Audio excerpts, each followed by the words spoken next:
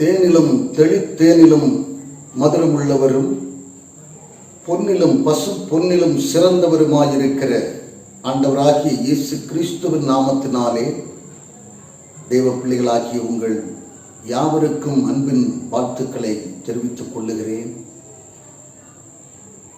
இந்த ஞாயிறு ஆராதனைக்காக ஆண்டுடைய பாதத்திலே அமர்ந்த வேளையிலே ஆண்டவர் எனக்கு காண்பித்ததான ஒரு வேத பகுதி என்று சொன்னால், நீதிமொழிகளின் புத்தகம் 3ஆம் அதிகாரம் அதனுடைய 24ஆம் வசனம். நீ படுக்கும் போது பயப்படாதிருப்பாய், நீ படுத்துக் கொள்ளும் போது உன் நித்திரை இன்பமாயிருக்கும். நீ படுக்கும் போது பயப்படாதிருப்பாய், நீ படுத்துக் கொள்ளும் போது உன் நித்திரை இன்பமாயிருக்கும் என்று இங்கே சொல்லப்பட்டிருக்கிறது. எனக்கு அன்பான தேவச்சனமே, இன்பமான நித்திரையை ஒரு மனிதனுக்கு கொடுக்கக்கூடியது ஆண்டவர் தான் கொடுக்க முடியும். இந்த நாளிலே அநேக நித்திரை இல்லாமல், சரியாக தூக்கம் வராமல், உறக்கம் வராமல் மிகவும் கஷ்டப்படுகிறதை பார்க்கிறோம். சிலர் எனக்கு கொஞ்சம் கண்ணை செய்தால் உடனே எனக்கு பயம் வருகிறது, யாரோ என்னை பிடிக்கிறது போல, யாரோ என்னை தொடர்கிறது போல, வேண்டாத சிந்தைகள், வேண்டாத நினைவுகள் என்னை ஆட்கொண்டு என்னை தூங்க விடாமல் பண்ணுகிறது என்று சொல்லி புலம்புகிறதை பார்க்கிறோம். அன்பான தேவச்சனமே, ஒரு மனிதனுக்கு ஆரோக்கியத்தை கொடுப்பது வேண்டிய நித்திரையை ஒருவன் செய்யும் போது தான் அவனுக்கு உரிய ஆரோக்கியம் அது நிமித்தமாக கிடைக்கிறது. 127ஆம் சங்கீதத்திலே அதனுடைய 3ஆம் வசனம் சொல்லுகிறது, கர்த்தர் தமக்கு பிரியமானவனுக்கு நித்திரை அளிக்கிறார். ஆமென. அன்பான தேவச்சனமே, ஆண்டவர் தான் தம்முடைய பிள்ளைகளுக்கு நல்ல இன்பமான நித்திரையை, ஆழ்ந்த நித்திரையை, போதுமான நித்திரையை அவர் கொடுக்கிறவராய் இருக்கிறார். மனிதனுக்கு மாத்திரமல்ல, மொத்த உயிரினங்களுக்கும் நித்திரை மிக மிக அவசியமானதாக இருக்கிறது. எல்லா உயிர் ஜீவன்களும், எல்லா ஜீவராசிகளுக்கும் நித்திரை என்கிறது மிக மிக அவசியமான ஒன்றாயிருக்கிறது. குறிப்பாக இந்த காட்டிலே வாழக்கூடிய சிங்கத்தை குறித்து நீங்கள் பார்ப்பீர்கள் என்று சொன்னால், அந்த சிங்கமானது ஒரு நாளைக்கு 20 மணி நேரம் அது நித்திரை கொண்டு அது இறை தேடும்படியாக எடுத்துக் கொள்ளுகிறதான நேரம் 1 மணி நேரம் தான். அந்த 1 மணி நேரத்துக்குள்ளாக அது தனக்கு வேண்டிய இறை எப்படியாவது பிடித்து கொண்டு, தனக்கு மாத்திரமல்ல தன்னுடைய குட்டிகளுக்கும் வேண்டிய உணவை அது சமதளித்து கொண்டு வந்து விடுகிறது. அதற்கு ஒரு நம்பிக்கையோடு புறப்பட்டு செல்கிறது, வேண்டிய உணவை பிடித்து கொண்டு வந்து விடுகிறது.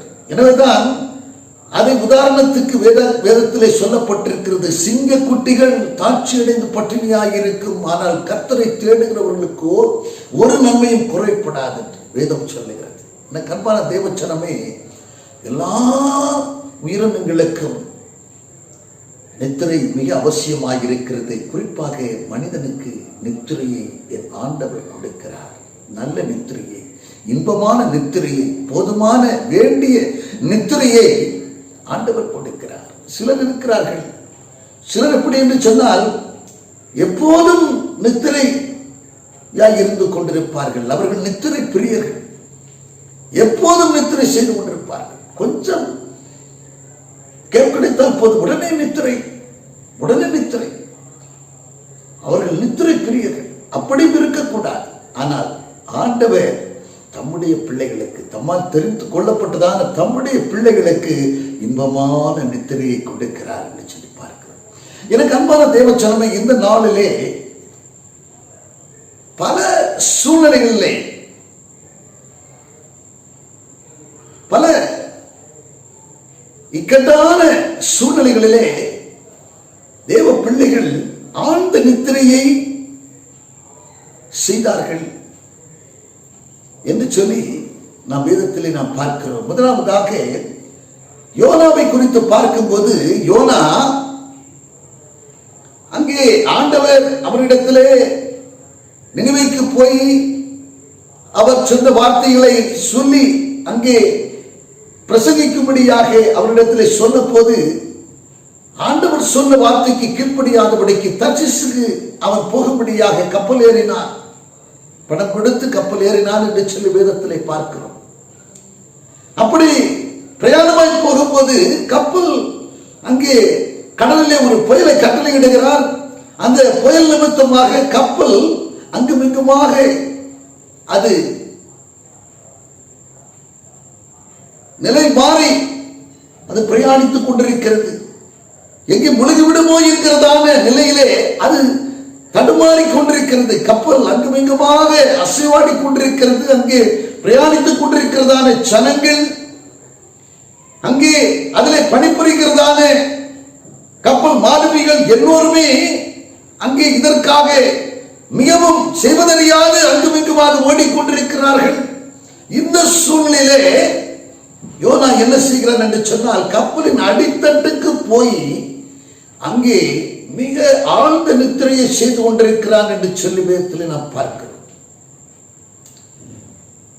இங்கே ஜனங்கள் இவ்வளவு செய்வதறியாது திகைத்துக் கொண்டிருக்கிறார்கள். பயந்து நடுங்கி அவர்களுக்குள்ளே மரண பயம் செய்வதறியாது அங்கே தவித்துக் கொண்டிருக்கிறார்கள். மரண பயத்தினாலே ஓலமிட்டுக் கொண்டிருக்கிறார்கள், புலம்பிக் கொண்டிருக்கிறார்கள், செய்வதறியாத திகைத்துக் கொண்டிருக்கிறதான இந்த நேரத்திலே இவனால் மாத்திரம் எப்படி அந்த அளவிற்கு நித்திரை செய்ய முடிந்தது என்று சொல்லி பார்க்கும் பொழுது, எனக்கு அன்பான தேவச்சனமே, அவன் கீழ்ப்படியாதவன் தான்.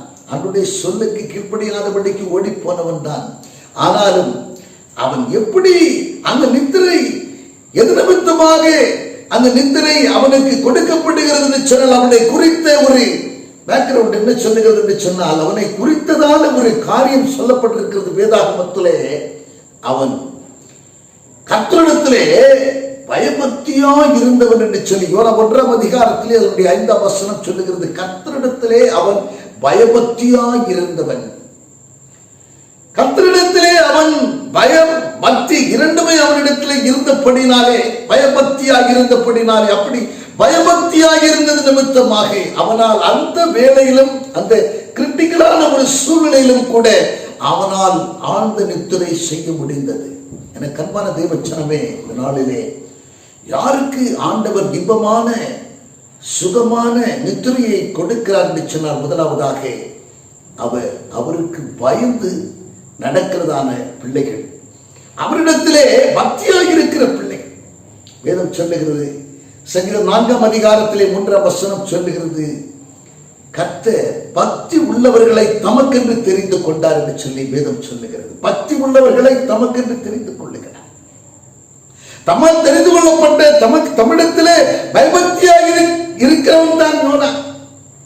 ஆனால் ஏதோ ஒரு தவறு இழைத்து விட்டான். அதற்கு உரிய தண்டனை அவனுக்கு ஆண்டவர் கொடுத்திருந்த போதிலும் அவனை குறித்து சொல்லப்பட்டிருக்கிறதான என்ன வேதம் சொல்லுகிறது என்று சொன்னால், அவன் தேவனிடத்திலே பயபக்தியாக இருந்தான். ஆம், எனக்கு அன்பான தேவச்சனமே, தேவனிடத்திலே பயபக்தியாக இருக்கிறவர்களுக்கு நல்ல நித்திரையை, இன்பமான நித்திரையை ஆண்டவர் கொடுத்தார். யாக்கோபை குறித்து வேதத்திலே நாம் பார்க்கும்போது, யாக்கோபு தேவனிடத்திலே பயபக்தியாக இருந்தது நிமித்தமாகத்தான் அங்கே சூரியன் அஸ்தமித்த வேளையிலே, பொழுது சாய்ந்த வேளையிலே அவன் தூங்குவதற்காக தலைக்கு வைக்க தலையணை ஒன்றும் இல்லாத நேரத்திலே ஒரு கல்லை தலைக்கு வைத்துக் கொண்டு அவன் படுத்துக் கொண்டான் என்று சொல்லி பார்க்கிறோம். எப்படி அவனை கல்லை தலைக்கு வைத்துக் கொண்டு அவனால் எப்படி நித்திரை செய்ய முடிந்தது? அந்த வேளையிலும் அவன் தரிசனங்களை காண்கிறான். அங்கே பர்வத்திலிருந்து பூமிக்கு, வானத்திலிருந்து பூமிக்கு ஒரு ஏணி வைக்கப்பட்டிருக்கிறதாகவும், அந்த ஏணியின் மேலே தேவ தூதர்கள் ஏறுவதும் இறங்குவதுமாக இருக்கிறார்கள் என்கிறதான காரியம் அங்கே அவனுக்கு காண்பிக்கப்படுகிறது. அதற்கு பிறகு ஆண்டவர் அவனோடு பேசுகிற காரியமும் அங்கே கொடுக்கப்பட்டிருக்கிறது. இதோ ஆபிரகாம், என்னுடைய தாசனாகி ஆபிரகாம் நிமித்தமும் என்னுடைய தாசனாகி ஈசாக்கு நிமித்தம் நான் உன்னை ஆசீர்வதித்து இதோ நீ படுத்திருக்கிறதான இந்த பூமியை நான் உனக்கு சுதந்திரமாய் கொடுக்க போகிறேன். அது மாத்திரமல்ல, நீ செல்லுகிற இடத்தெல்லாம் கூட இருந்து நீ இங்கு வரும் அளவுக்கு நான் உன்னோடு இருந்து உன்னை நான் கைவிடுவதில் என்று சொல்லி வார்த்தைகளை ஆண்டவர் சொல்லுகிறார். எனக்கு அன்பான தேவச்சனமே, தேவனிடத்திலே பயபக்தியாக இருந்தது நிமித்தமாக ஆண்டவர் தம்முடைய பிள்ளைகளுக்கு நல்ல நித்திரையை கொடுக்கிறார், இன்பமான நித்திரையை கொடுக்கிறார். இரண்டாவதாக நம் வேதத்திலே பார்க்கும் பொழுது பரிசுத்த பேதுருவை குறித்து வேதம் சொல்லுகிறது. அப்போஸ்தலர் நடவடிக்கைகளிலே 12ஆம் அதிகாரத்திலே அங்கே பேதுருவை சிறையிலே அடைத்து வைத்திருக்கிறார்கள். பேதுருக்கு முன்னதாக யாக்கோபுடைய யோவானுடைய சகோதரனாகிய யாக்கோபை பட்டயத்தாலே கொலை செய்து விட்டார்கள். அதே போல இவனையும் கொலை செய்யும்படியாக, இந்த பேதுருவை கொலை செய்யும்படியாக சிறைச்சாலைகளை கொண்டு வந்து வைத்திருக்கிறார்கள். அங்கே வகுப்புக்கு 4 சேவகர் வீதமாக 4 வகுப்புகளிடத்திலே இவன் ஒப்படைக்கப்படுகிறான். இவனை சுற்றிலும் கிட்டத்தட்ட 16 பேர்கள். ஒரு வகுப்புக்கு 4 பேர் என்று சொன்னால் அங்கே 4 வகுப்புகள். அந்த 4 வகுப்பாக இருக்கிற அந்த 16 பேர்கள் மத்தியிலே அவன் என்ன செய்தான் என்று சொன்னால் அவன் நித்திரை செய்து கொண்டிருந்தான் என்று சொல்லி வேதம் சொல்லுகிறது. அவனால் எப்படி அவ்வளவு இப்படிப்பட்டதான கிரிட்டிக்கல் சூழ்நிலையில எப்படி அவனால் நித்திரை செய்ய முடிந்தது? எனக்கு அருமையான தேவச்சனமே, எந்த சூழ்நிலையாக இருந்தாலும் தம்முடைய பிள்ளைகளுக்கு நித்திரையை கொடுக்கிறவர் தேவன். எப்படிப்பட்ட சூழ்நிலையாக இருந்தாலும் சரி, எப்பேற்பட்ட நெருக்கமான நிலையாக இருந்தாலும் சரி, எப்பேற்பட்ட பாடுகள் நிறைந்த நேரமாக இருந்தாலும் சூழ்நிலையாக இருந்தாலும் அந்த நேரத்திலும் தம்முடைய பிள்ளைகளுக்கு நித்திரையை கொடுக்கிறவர், அவர்களுக்கு இன்பமான நித்திரையை கொடுக்கிறவர் நம் ஆண்டவராகிய கர்த்தர். பேதுருவை குறித்து வேதத்திலே நாம் பார்க்கும் பொழுது அப்போஸ்தலர் நடவடிக்கைகளிலே 4ஆம் அதிகாரத்திலே அதனுடைய 8ஆம் வசனம் சொல்லுகிறது, இந்த பேதுரு எப்போதும் பரிசுத்த ஆவியினாலே நிறைந்து ஜெபிக்கிற ஒரு தேவ மனுஷனாக இருந்தான். பரிசுத்த ஆவியிலே நிறைந்து ஜெபித்தான் என்று சொல்லி நிறைந்திருந்தான். பரிசுத்த ஆவியிலே நிறைந்திருந்தான். பரிசுத்த ஆவியிலே நிறைந்து ஜெபிக்கிற பிள்ளைகள், ஆவியிலே நிறைந்து ஜெபிக்கிற பிள்ளைகள், அப்படிப்பட்டவர்களுக்கு ஆண்டவர் நல்ல நித்திரையை கொடுக்கிறார். கருமையான தேவச்சனமே, ஆவியினால் ஜெபிக்கிறவர்கள் ஆவியானவரால் நடத்தப்படுவார்கள். போகும் போதும் திரும்பும் போதும் எப்போதும் கூட இருக்கிறார். எந்த பக்கம் சாய்ந்தாலும் உடனிருந்து இதுதான் வழி என்று போதிக்கிற ஆவியானவர் நம்மோடு இருக்கும் பொழுது, இந்த உலகத்தில் இருக்கிற பொழுது நமக்குள் இருக்கிறவர் அவர் பெரியவராக இருக்கிறபடினாலே அவரால் நடத்தப்படுகிறதான தேவ பிள்ளைகள் அவர்கள் தடுமாற்றம் அடைவதில்லை. அப்படிப்பட்ட பிள்ளைகளுக்கு ஆண்டவர் நல்ல நித்திரையை அளிக்கிறார். அல்லேலூயா. எனக்கு அன்பான தேவச்சனமே, ஆண்டவர் அவரிடத்திலே பயபக்தியாய் இருக்கிற பிள்ளைகளுக்கு, ஆவியினால் நிறைந்து ஜெபிக்கிற அந்த ஜெப வீரர்களுக்கு, ஜெபிக்கிற தேவ பிள்ளைகளுக்கு, எப்போது ஜெபிக்கிற பிள்ளைகளுக்கு அவர் நல்ல நித்திரையை கொடுக்கிறார். நல்ல நித்திரையை கொடுக்கிறார். இன்பமான நித்திரையை கொடுக்கிறவராக இருக்கிறார். இரண்டாவதாக ஆண்டவராகிய இயேசு கிறிஸ்து அவர் பிரயாணம் செய்து கொண்டிருந்ததான படகிலே அங்கே அந்த ஒரு சுழல் காற்று வீசியது. அந்த சுழல் காற்று நிமித்தமாக படகு முழுகிவிடுமோ என்று சொல்லத்தக்கதாக அங்குமெங்கும் ஆடிக்கொண்டிருக்கிறது. சீஷர்கள் பயந்து நடுங்கிக் கொண்டிருக்கிறார்கள். அந்த வேளையில் ஆண்டவர் பின்னணியத்திலே, படகு பின்னணியத்திலே தலையிலே வைத்து அவர் நித்திரை செய்து கொண்டிருந்தார். மிகவும் பதட்டமான இக்கட்டான ஒரு சூழ்நிலை. மரண பயத்தோடு அங்கே சீஷர்கள் போராடி கொண்டிருக்கிறதான அந்த வேளையிலே ஆண்டவராகிய இயேசு கிறிஸ்து தலையணையை வைத்து அங்கே இன்பமான நித்திரை செய்து கொண்டிருந்தார் என்று சொல்லி நாம் வேதத்திலே பார்க்கிறோம். அவர்கள் ஆண்டவரை எழுப்புகிறார்கள். ஆண்டவரே, நாங்கள் இங்கே மடிந்து கொண்டிருக்கிறோம், உமக்கு எங்களை குறித்து கவலை இல்லையா என்று சொல்லி ஆண்டவர் எழுப்புகிறார். ஆண்டவர் எழுந்து அந்த காற்றையும் கடலையும் அதட்டினார். இறையாதே என்று சொல்லி, அமைதலாயிரு என்று சொல்லி அதட்டினார். அதை முதலாவது நிறுத்திவிட்டு அந்த சீஷர்களை பார்த்து ஆண்டவர் கேட்டார், ஏன் பயப்பட்டீர்கள்? உங்களுக்குள்ள விசுவாசம் இல்லாமல் போனது என்று சொல்லி ஆண்டவர் கேட்கிறார். மார்க்கு 4ஆம் அதிகாரத்திலே 38 முதல் சில வார்த்தைகளிலே அது எழுதப்பட்டிருக்கிறது. எனக்கு அன்பான தேவச்சனமே, விசுவாசம் உடையவர்களாக அவரை ஏற்றுக்கொண்டதான தேவ பிள்ளைகள் ஒவ்வொருவருக்குமே ஆண்டவர் நல்ல சுகமான இன்பமான நெத்திரியை கொடுக்கிறவராக இருக்கிறார்.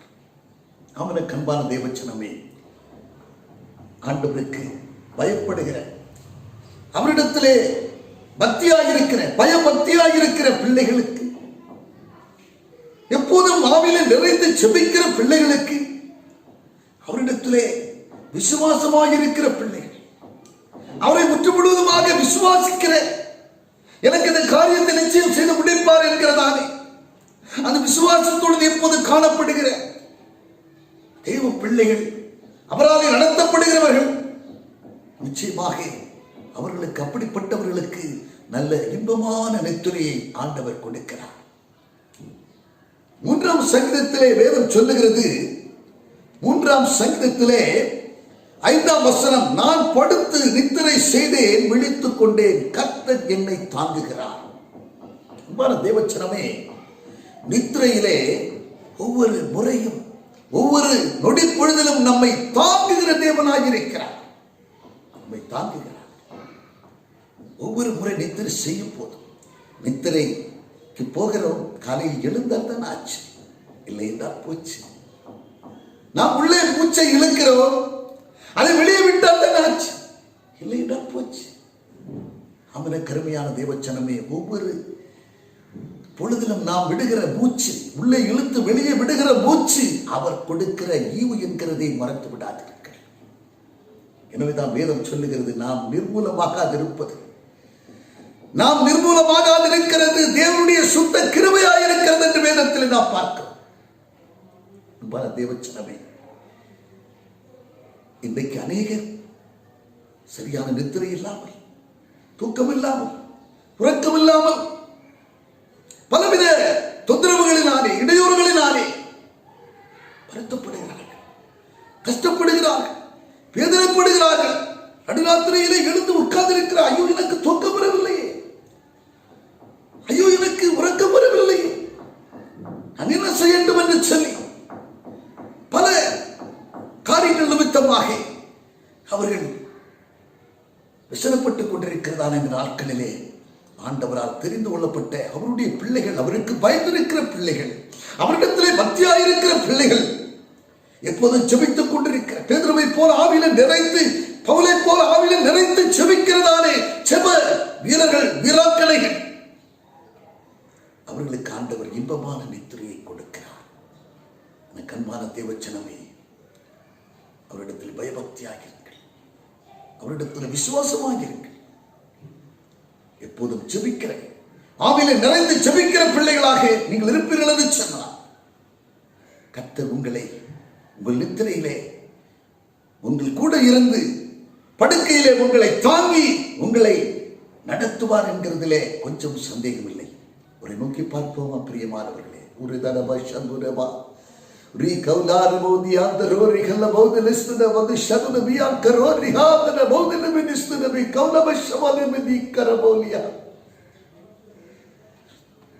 படுத்துறங்கி மகிழ்வுடனே விழித்தெழுவே,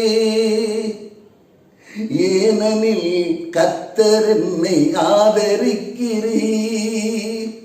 படுத்துறங்கி மகிழ்வுடனே விழித்தெழுவேன், ஏனெனில் கர்த்தர் என்னை ஆதரிக்கிறீர்.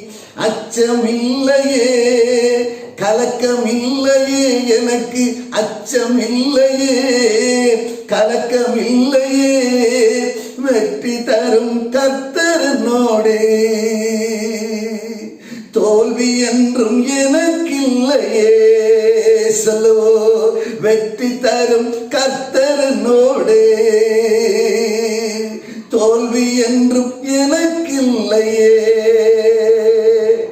கேடகம் நீரே, மகிமையும் நீரே, கேடகம் நீரே, மகிமையும் நீரே. தலை நிமிர செய்பவர் நீரே, தலை நிமிர செய்பவர் நீரே. தகப்பனே, தந்தையே, தலை நிமிர செய்பவர் நீரே, தலை நிமிர செய்பவர் நீரே. பரலோக பிதாவே, நாங்கள் உம்மை துதிக்கிறோம் அப்பா. இந்த நாளிலே நீ கொடுத்த உம்முடைய மன்னாவிற்காக, உம்முடைய ஆசீர்வாதமான தேவ செய்திக்காக நாங்கள் உம்மை நன்றியோடு துதிக்கிறோம் அப்பா. யாருக்கு இன்பமான நல்ல நித்திரையை நீ கொடுக்கிறீர் என்று சொல்லி ஆண்டவரே, உம்முடைய வார்த்தை மூலமாக எங்களுக்கு நீ போதித்தீரே. உமக்கு பயந்து நடக்கிறவர்களுக்கும், உம்மிடத்திலே பக்தியாய் இருக்கிறவர்களுக்கும், எப்போதும் ஆவியிலே நிரம்பி செபிக்கிற உம்முடைய பிள்ளைகளுக்கும், உம்மிடத்திலே விசுவாசத்தோடு உமக்கு பிரீதியாக இருக்கிற உம்முடைய பிள்ளைகளுக்கும் நீ நல்ல நித்திரையை, இன்பமான நித்திரை கொடுக்கிறேன்னு சொல்லி வேதத்தில் நாங்கள் வாசித்தோமே. ஆண்டவரே, அதன்படியாக ஆண்டவரை கேட்கிற இந்த வார்த்தையை கேட்டுக்கொண்டிருக்கிற பிள்ளைகள் ஒவ்வொருவருக்கும் நல்ல நித்திரை தருவீராக, இன்பமான நித்திரை தருவீராக.